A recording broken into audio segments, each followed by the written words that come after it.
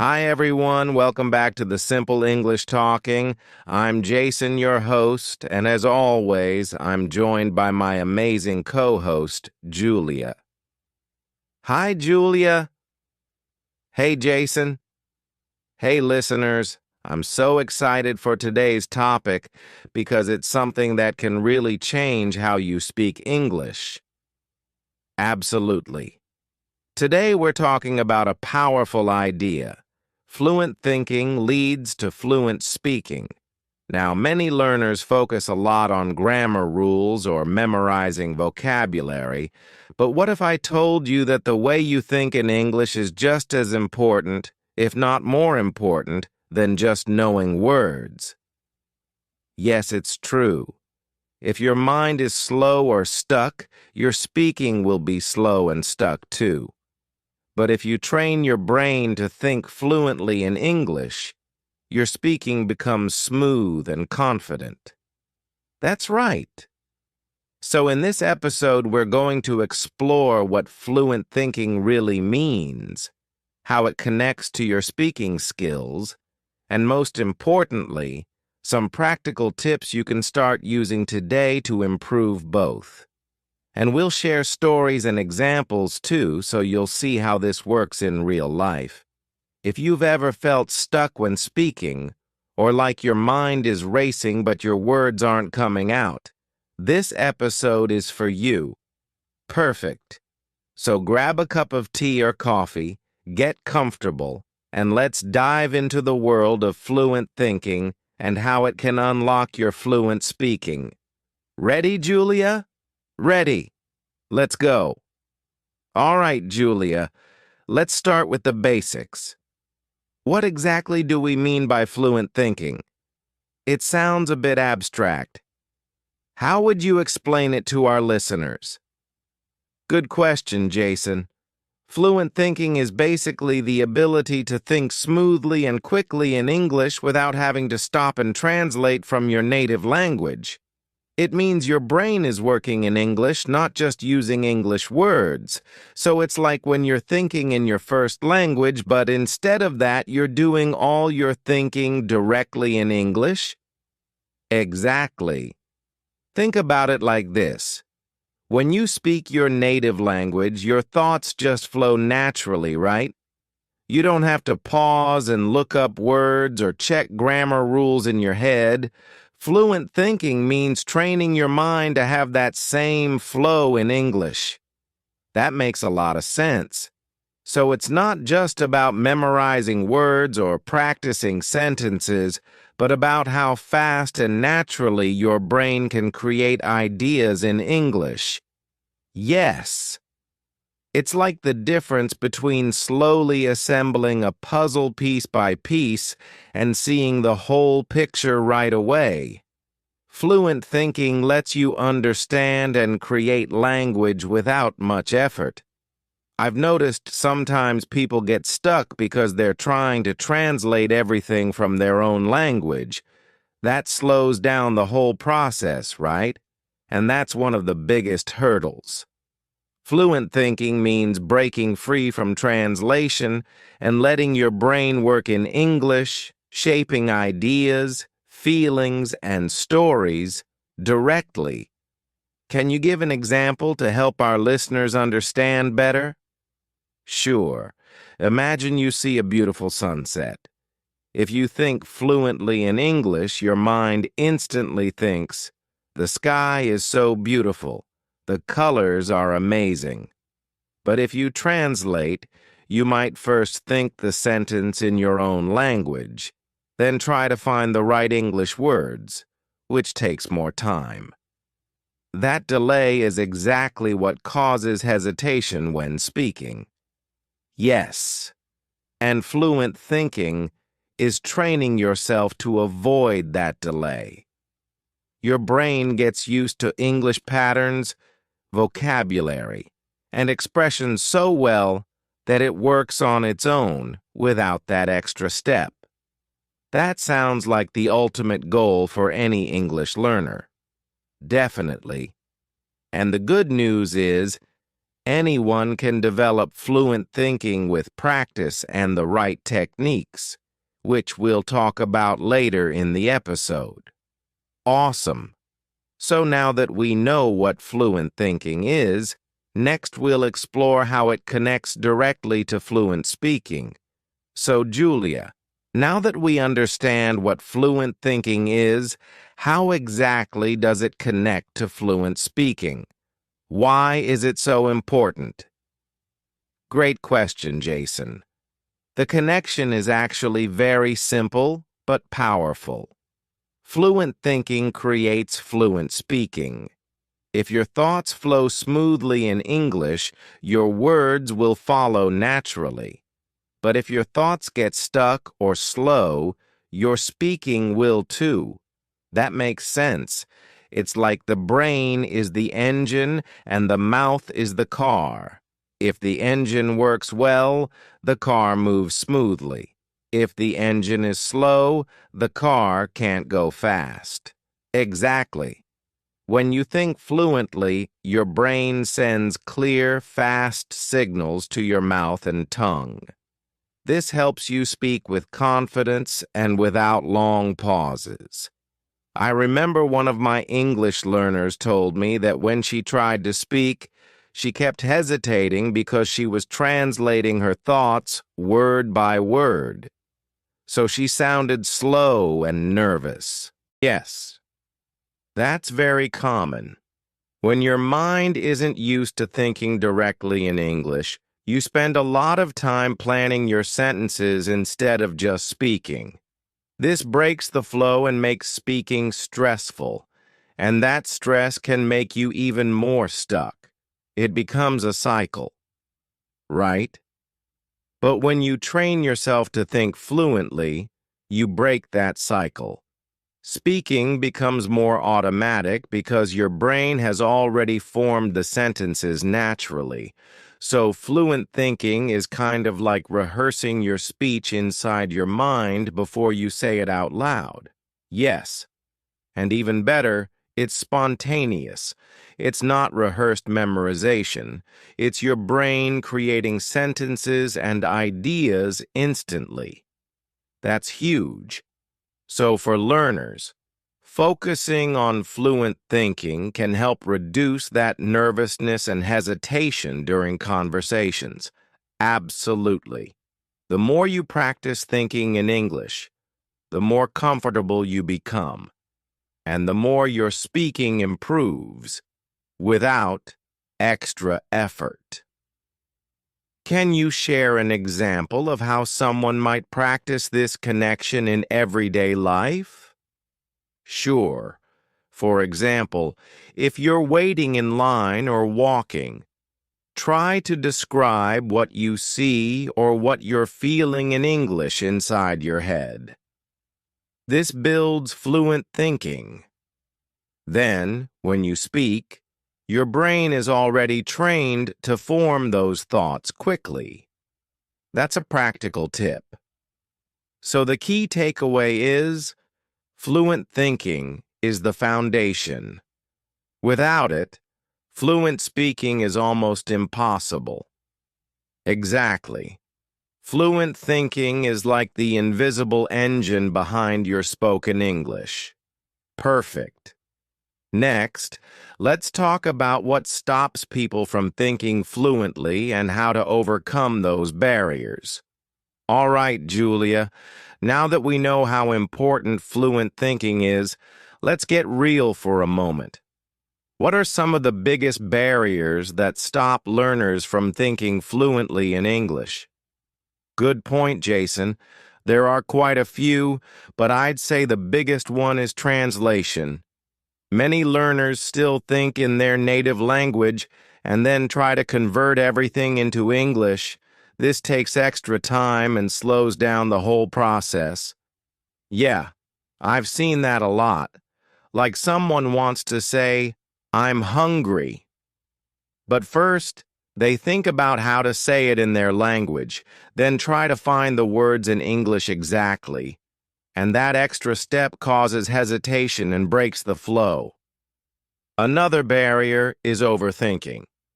Learners often worry about making mistakes or about grammar rules while they're speaking, right? And that fear can freeze their thoughts.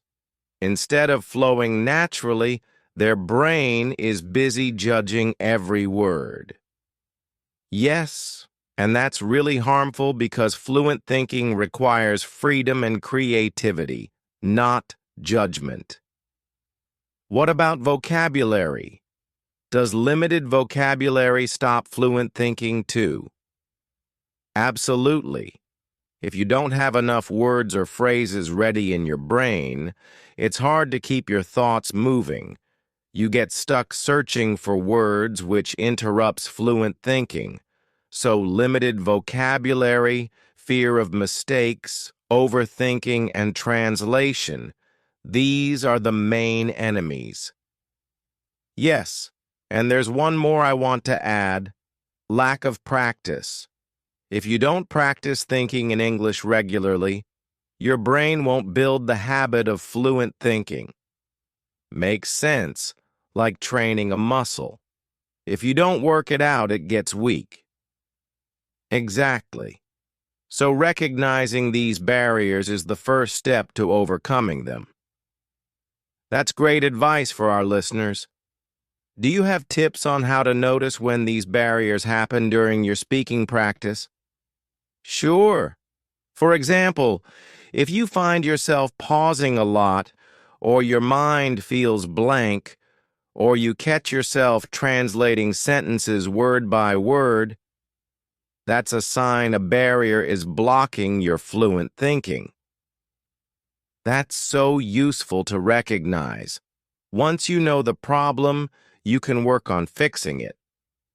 Yes, and don't worry, these barriers are common and normal. The good news is, with practice and the right techniques, you can overcome them. Awesome! Next, we'll dive into some practical techniques to develop fluent thinking and break through these barriers. All right, Julia, now comes the exciting part. How can our listeners actually develop fluent thinking? What are some practical techniques they can start using today? Great question, Jason. There are several effective techniques, and the key is to make thinking in English a natural habit. One of the best ways is to practice thinking directly in English instead of translating from your native language. That sounds simple but powerful. How can someone start doing that? A good way is to start with small things, like naming objects around you in English or describing what you're doing or feeling throughout the day. For example, when you're cooking, think, "I am cutting the vegetables," or when you're walking, "The weather is nice today." I like that. It's like giving your brain small exercises to get used to English. Exactly. Another great technique is visualization. Imagine a situation and think about it in English, like imagining you're ordering food in a restaurant or talking to a friend. So kind of mentally rehearsing conversations? Yes, but without memorizing scripts.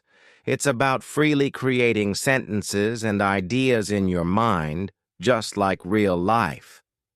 What about using an inner dialogue, like talking to yourself inside your head? Yes, that's another powerful method. You can mentally narrate your day, express your thoughts, or even argue with yourself in English. This builds your brain's fluency. That sounds fun, like practicing with your inner friend. Exactly. And for more advanced learners, I recommend journaling in English. Writing your thoughts helps structure your ideas, which then makes thinking and speaking easier. And what about tools like watching English movies or listening to podcasts? Do they help? Definitely. Listening helps your brain get used to English patterns and rhythms. The more you listen, the more natural it feels to think in English. I've also heard about using flashcards or vocabulary apps. How do those fit in? They're helpful too, but the key is to use the words actively. Don't just memorize, try to think with the new words, make sentences, and connect ideas. So, practice, practice, and practice. What about time? How long does it take to develop fluent thinking? It depends on the person, but consistency is most important. Even 10 to 15 minutes a day of focused thinking practice can make a big difference over weeks and months. That's encouraging. So our listeners don't need to spend hours every day, just regular practice. Exactly. And don't be afraid to make mistakes during your mental practice. Fluent thinking is about progress, not perfection. Awesome tips, Julia. I'm sure our listeners will find these techniques very useful. Up next, we'll talk about how mindset and confidence play a role in fluent thinking. Julia, we've talked a lot about techniques and practice, but I think mindset and confidence play a huge role in fluent thinking, too. What do you think? Absolutely, Jason.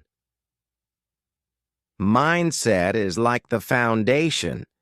If you believe you can think and speak fluently, your brain is more willing to take risks and try new ways of thinking in English. So, a positive mindset helps your brain open up to learning instead of shutting down because of fear. Exactly. Many learners get stuck because they're afraid of making mistakes or sounding silly. That fear creates mental blocks and stops fluent thinking. I get that.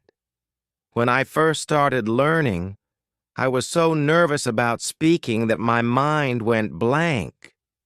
That's totally normal, but the key is to be kind to yourself and remember that making mistakes is part of the learning process. And confidence grows with practice, right? Yes. The more you practice thinking and speaking, the more confident you become. And that confidence feeds back into your mindset, making fluent thinking easier. It's like a positive cycle. Confidence boosts fluent thinking, and fluent thinking boosts confidence. Exactly. So if you're feeling stuck, remind yourself to stay positive and keep practicing. Your brain needs time and patience to build these new habits. Great advice, Julia.